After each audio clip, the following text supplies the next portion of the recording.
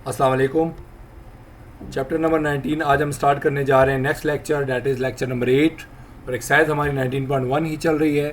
सो आइए lecture number 8 को discuss करते हैं। इसके अंदर आप आज सीखेंगे इक्वल मैट्रिसेस के बारे में। इक्वालिटी ऑफ मैट्रिसेस क्या होती है उसको हम डिस्कस करेंगे और उसके न्यूमेरिकल्स टाइप के क्वेश्चंस हम सॉल्व करेंगे। तो आपको कुछ डेटा गिवन है और उसके हिसाब से आपसे पूछना है कि आपको बताना है कि ये दो मैट्रिसेस जो आपको दिखाई दे रहे हैं वो एक दूसरे के इक्वल हैं, और चूंकि ऑर्डर सेम है तो बिल्कुल इक्वल होंगे। सो आपको कहता है अगर दो मैट्रिसेस इक्वल है तो आपको एवेल्यूएट करना है ए को, बी को, C, D, X, Y and Z को। ठीक है ना। सो इक्वल मैट्रिसेस क्या होते हैं हमेशा आपको पता होना चाहिए। अगर दो मैट्रिसेस का ऑर्डर इक्वल हो और वो एक दूसरे के इक्वल लिखे हुए हों तो इसका मतलब वो दोनों इक्वल मैट्रिक्स होंगे। सो हम सोल्यूशन करते हैं स्टार्ट इसका। सबसे पहले हम क्या करेंगे, आपको जो कंडीशन गिवन थी आप उस कंडीशन को लिखेंगे हमेशा। अब आपको एक चीज़ पता होनी चाहिए कि हमेशा जो फर्स्ट ऑर्डर का नंबर होता है वो हमेशा फर्स्ट ऑर्डर के इक्वल होगा, सेकंड ऑर्डर वाला सेकंड के इक्वल होगा, थर्ड ऑर्डर वाला थर्ड के, फोर्थ के, फिफ्थ के और सिक्स्थ के, सिमिलरली सेवन के, एट के और नाइन के। अब यहाँ याद रखिएगा हम क्या करेंगे, हम दो चीज़ों हमें चूंकि A B C D X Y और जेड निकालना है तो आप यहाँ देख सकते हैं हमें सिर्फ उन्हीं नंबर से काम है जहाँ A B C D X Y Z लिखा हुआ है। ठीक है। फॉर एग्जांपल यहाँ लिखा हुआ 0, ये भी लिखा हुआ 0, तो 0 के इक्वल है, हमें उससे कोई फर्क नहीं पड़ता। अब यहाँ 3 लिखा हुआ है, यहाँ पे भी 3 लिखा है, तो हम 3 से कोई काम हमारा नहीं है। हमें किससे काम है, जहाँ पर अननोन हमारे को कोई भी वेरिएबल मिलेगा।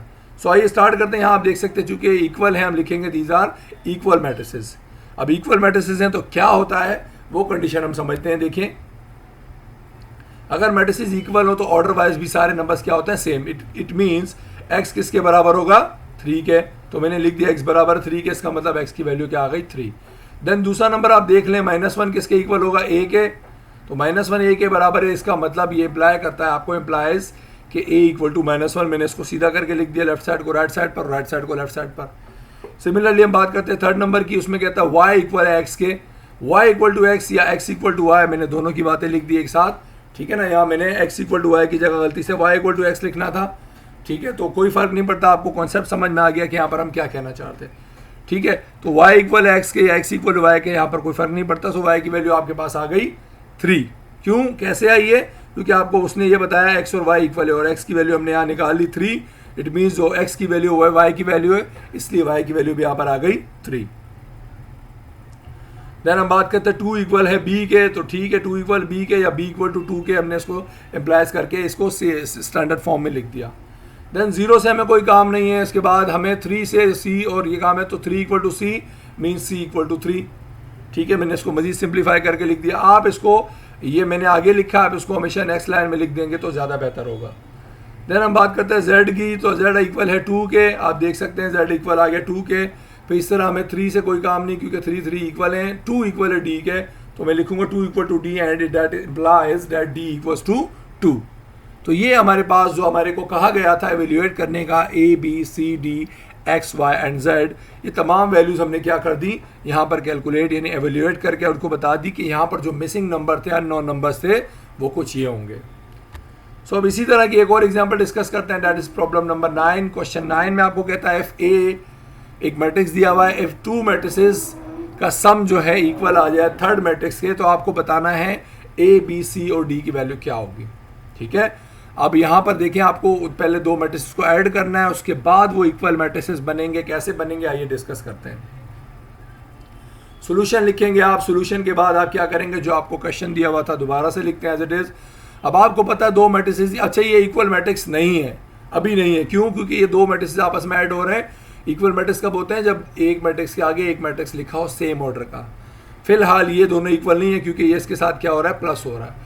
सो हम इन दोनों को आपस में क्या करने जा रहे हैं, प्लस कर रहे हैं। सो देखें प्लस कैसे होता है, फर्स्ट ऑर्डर में ऐड होता है, सेकंड में, थर्ड को थर्ड में ऐड करते हो, फोर्थ को फोर्थ में।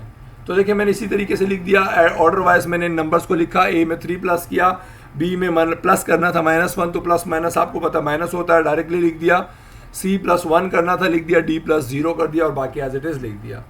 अब आप देख सकते हैं जब इसको मैंने लिखा तो एज इट इज़ आ गया, b- सारा आ गया, d +0 की जगह सिर्फ क्या आ गया, डी आ गया। अब आप देख सकते हैं ये आपको इक्वल मैट्रिक्स अब दिखाई देंगे, दीज आर इक्वल मैट्रिसेस। अब आप देख सकते हैं क्योंकि यहाँ पर भी एक मैट्रिक्स है और यहाँ पर भी एक मैट्रिक्स है और दोनों का ऑर्डर सेम है और 4 एलिमेंट यहाँ पर हैं, 4 एलिमेंट यहाँ पर, it means these are the equal matrices. तो चलें इसको मजीद सिंप्लीफाई करते हैं। इक्वल मैट्रिसेस आपने लिख दिया। अब आपको पता है, जाहिर सी बात है, अगर इक्वल मैट्रिसेस हैं तो आप क्या करेंगे, इक्वल मैट्रिसेस के लिए हमेशा ऑर्डर वाइज हम लिखते हैं। तो हम फर्स्ट नंबर की बात करते हैं अगर, तो फर्स्ट नंबर आप देखें आपके पास क्या लिखा हुआ है। मैं यहाँ फर्स्ट नंबर का मतलब मैंने फर्स्ट पार्ट करके लिख दिया कि first number is a+3 that is equal to 1। ठीक है, ये बात आपको समझ आ गई होगी, first order is equal to first order. तो यहाँ a+3 अगर इक्वल टू 1 है, चूंकि मुझे सिर्फ a चाहिए, +3 को वहाँ शिफ्ट कर देंगे तो -3 हो जाएगा और 1 में से 3 आप सब्ट्रैक्ट कर देंगे तो आपके पास वैल्यू आ गई -2। तो यहाँ पर हमारे पास जो वैल्यू निकली a की दैट इज -2।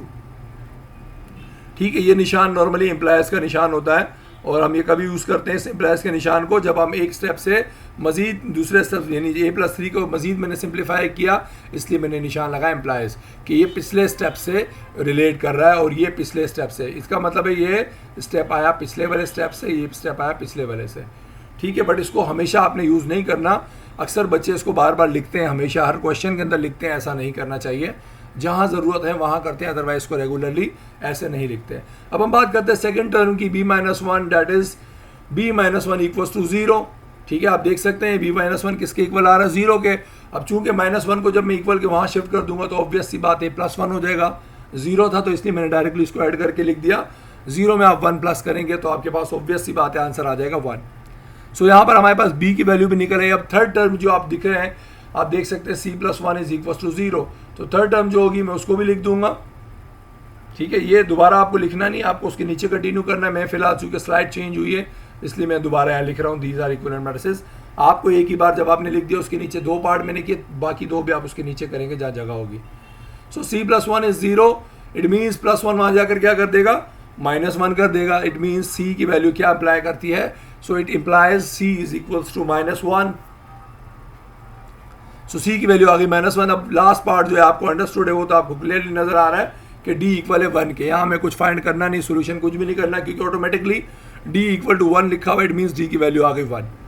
सो यहाँ पर आपको जो समझना है वो क्या था, आपको 4 चीज़ें पूछी गई थी a, b and c and d। तो आप क्या करेंगे, एंड में आपको ये करना है, फाइनली आप बताएंगे कि आपको जो पूछी गई थी चारों चीज़ें वो चीज़ें क्या थी। सो मैं लिखता हूँ फाइनली, और फाइनली के बाद मैं लिख कर बताऊँगा कि a की वैल्यू जो है यहाँ पर हमारे पास आई थी -2 आई थी। सिमिलरली हमारे पास जो b की वैल्यू आई थी वो कितनी आई थी, +1 आई थी। और c की वैल्यू आपके सामने लिखी हुई है, ये आई थी -1। और इसी तरह d की वैल्यू आपके सामने आ गई +1। तो ये आपको जो पूछा गया था a, b, c and d की वैल्यू, ये आपने कैलकुलेट करके बता दी कि ये होंगी आपके पास जो गिवन मैट्रिक्स थे, इक्वल मैट्रिक्स, उनके अंदर जो वैल्यूज़ निकलेंगी।